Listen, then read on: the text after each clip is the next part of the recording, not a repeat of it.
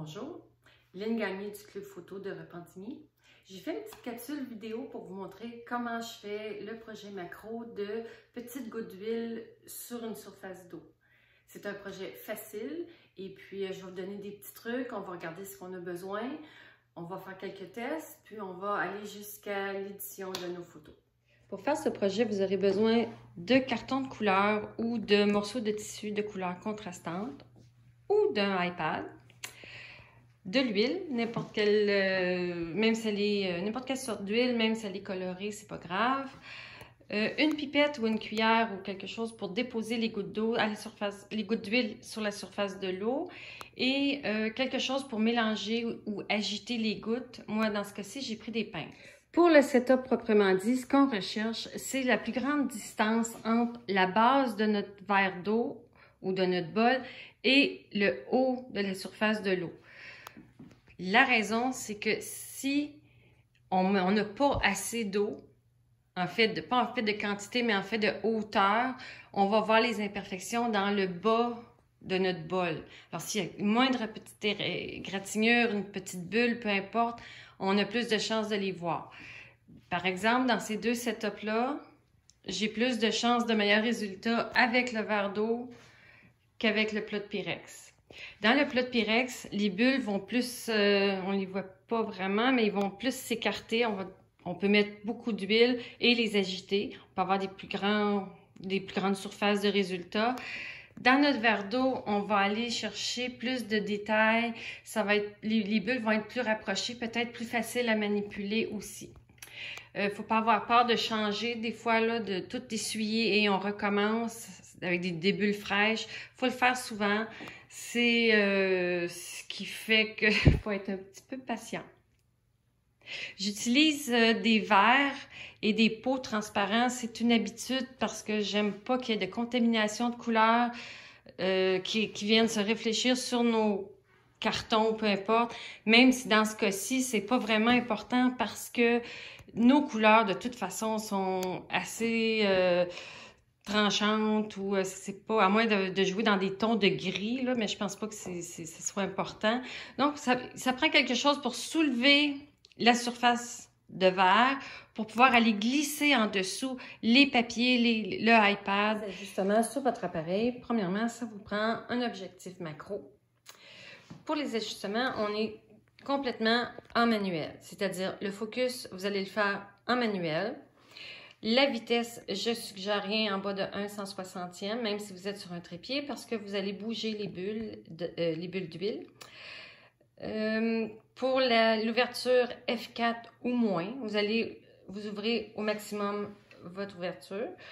La raison, c'est qu'on veut aller chercher du détail autour des bulles qui sont très minces, mais on ne veut pas aller chercher du détail dans le fond du verre qui peut avoir des bulles d'air ou des imperfections. Pour le ISO, bon, on s'ajuste à la source de lumière qu'on a, c'est-à-dire lumière continue, ça peut être au flash, ça peut être simplement la luminosité du iPad.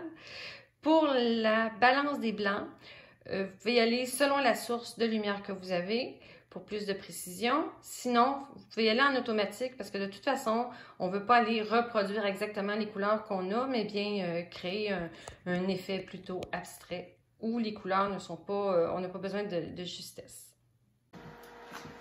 Notre premier setup avec une lumière en continu, ça peut être une lampe, ça peut être comme ça ici, je vais juste avec ma lampe témoin de mon flash ici, là, qui habituellement est un flash, mais là, pour l'instant, je l'utilise en lumière continue.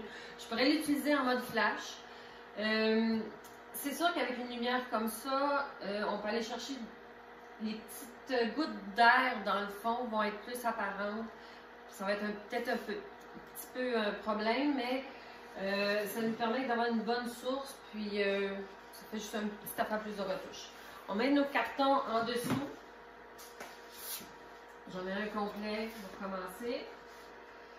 Ensuite, on met les couleurs par-dessus. On essaie d'aller avec des lumières qui tranchent, des couleurs qui tranchent, des couleurs contrastées. Allez-y selon votre palette que vous aimez de couleurs. Avec ce spot-là, je pense qu'un ISO 250, ça va être pas pire. J'ai déjà mis de l'huile dans mon bol.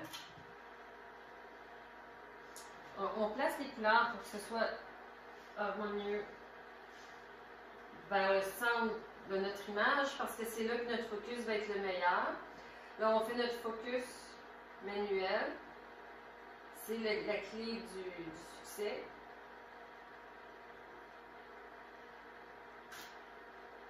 Je vais en live view et j'ai grossi.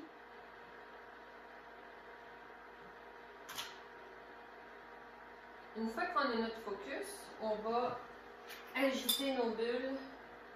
Le focus, on le fait sur le contour des bulles, c'est ressentir. Le prochain setup, c'est la même chose, mais c'est une manière différente d'éclairer. C'est avec un iPad. Ce que j'ai fait, c'est que j'ai photographié des cartons, différentes options que j'ai mis dans mon iPad. Et sauf que j'arrivais pas pour aller chercher un beau bleu, des couleurs assez vives. J'avais le problème que l'iPad interprétait les couleurs. Ce que j'ai fait des options dans Photoshop, comme ça, des pages de couleurs que je me suis envoyées dans mon iPad. Alors, j'arrivais à aller chercher la bonne couleur que je voulais. On fait juste mettre l'iPad en dessous, comme ça ici. Même technique. On va beaucoup aller recadrer dans ces photos-là. C'est important de ne pas sous-exposer nos photos parce que il va y avoir du noise à ce moment-là. C'est la chose qui va être le plus minutieux, le focus.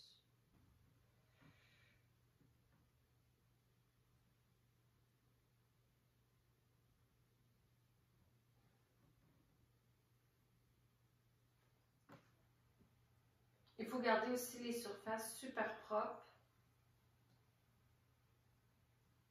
Parce que la bonne petite poussière, c'est beaucoup de retouches. Les bulles aussi, à un moment donné, sont plus molles. Quand on change l'eau froide des nouvelles bulles, on va avoir une plus belle courbe dans nos bulles. Et maintenant, avec le setup du verre d'eau, première étape, je place ma lumière, les couleurs où est-ce que je veux dans le verre. Ensuite, je viens ajouter un petit peu d'huile, mais c'est sûr que là, notre terrain de jeu est plus petit. Ça va en prendre moins. C'est plus facile d'en ajouter que d'en enlever. On fait le focus.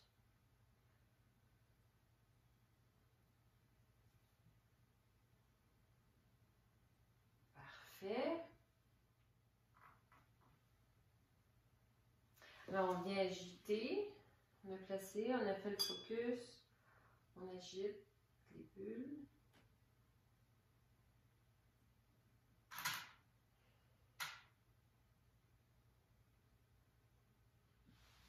On va ajouter un petit peu d'huile.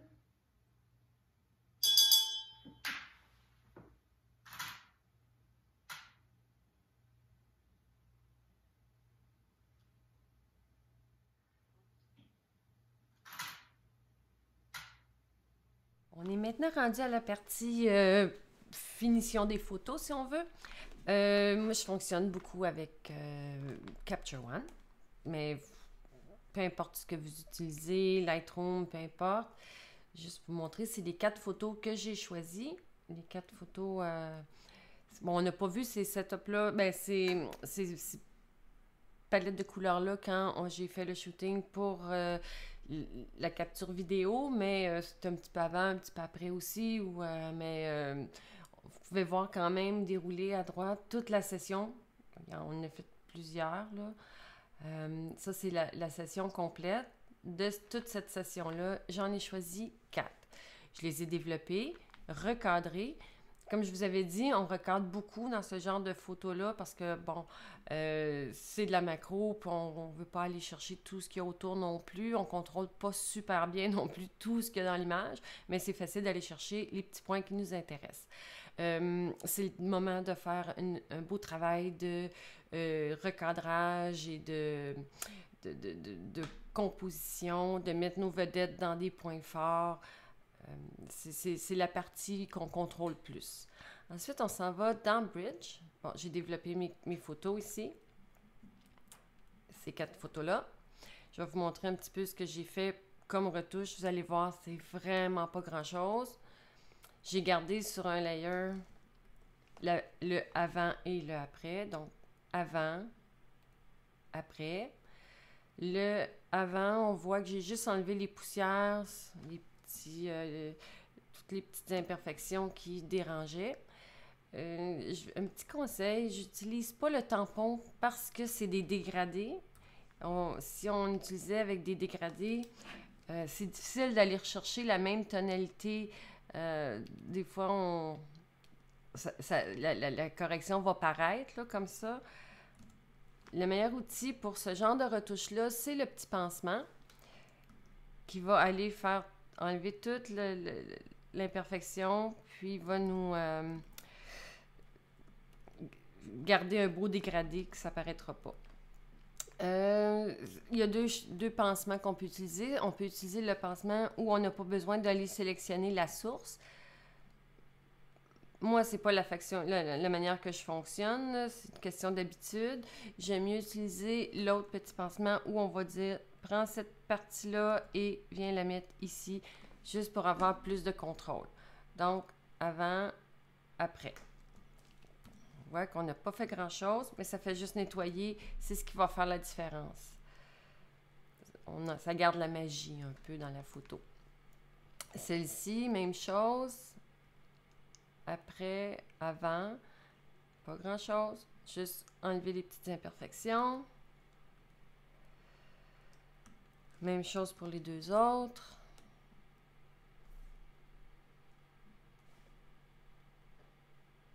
Celle-là, elle a eu un petit peu plus d'amour. Comme ça.